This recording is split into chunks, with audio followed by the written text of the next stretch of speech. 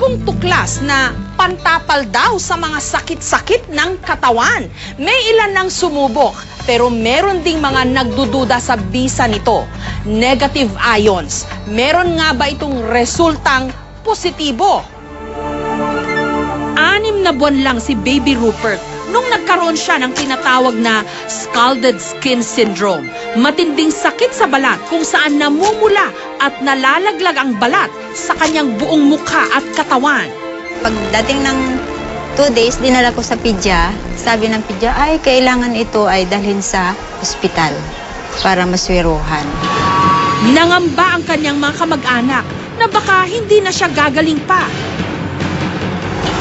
Pero makalipas ang 1 taon, heto na si Baby Rupert. Masayahin. At higit sa lahat, flawless. Ang nagpakinis daw sa kanya, sanitary napkin na may negative ions. Wala naman daw masama kung sinubukan nila ito, lalo ba't 10 piso lang kada piraso. Tinatanggal lang nila ang negative ion strip sa sanitary napkin. Pagkatapos, itinapal sa sugat ni Baby Rupert. Makalipas lang daw ng 1 linggo, unti-unti nang kuminis di umano si Baby Rupert. Sa internet, may pag-aaral na nagsasabing may natural daw na kakayahan na magpagaling ng iba't ibang klase ng sakit, ang tinatawag nilang negative ions.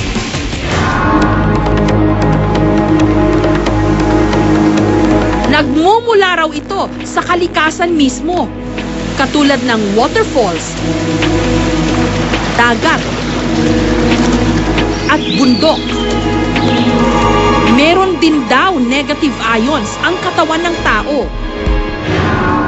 Pero ang nakakaintriga talaga, sanitary napkin na may negative ions? Meron itong green strip na itsurang adhesive bandage sa gitna ng napkin. Dito raw nanggagaling ang di umano negative ions. Tatanggalin ito, babasain, at ididikit daw sa sumasakit na parte ng katawan. Si Yoli, 41 years old, noong nakaraang taon, meron daw nakitang cyst sa kanyang matres. Pero nung ginamit daw niya ang negative ion na sanitary napkin, wala pa raw ilang oras na wala na ang kanyang cyst di umano.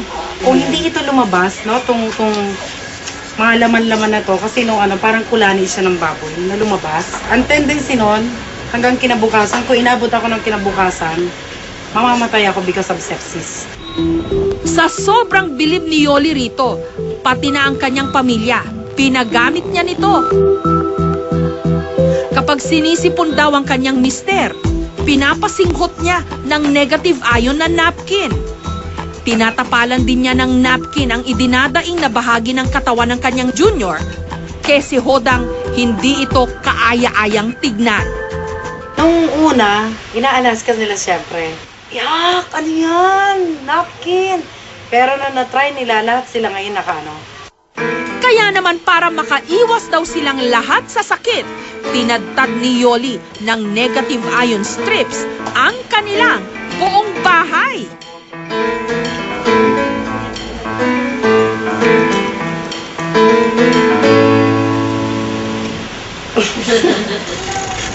Si Lolo Gregorio naman, 84 years old, nagamot di umano ang kanyang namamagang prostate dahil daw sa araw-araw niyang paggamit ng napkin. Marami kasi nagpayo na nakakatulong yan sa mga may depresya sa prostate. Kaya ang ginawa ko, gumamit rin ako.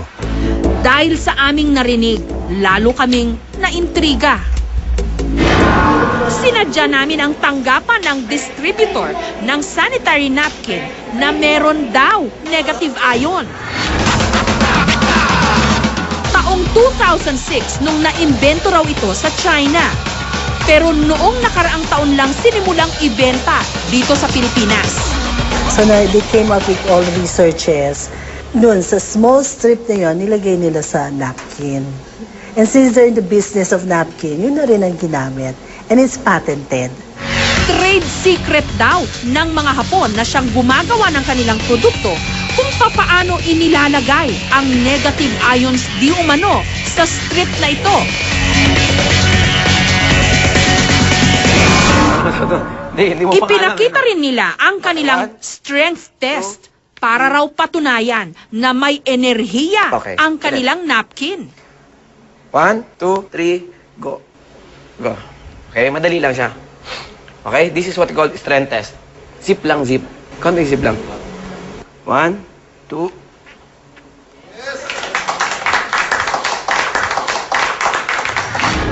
Sa pamamagitan din daw ng paghawak lang sa boteng may negative ion strip, hindi raw tumutumba ang taong dinadantayan ng kamay ng nagdedemo. Okay?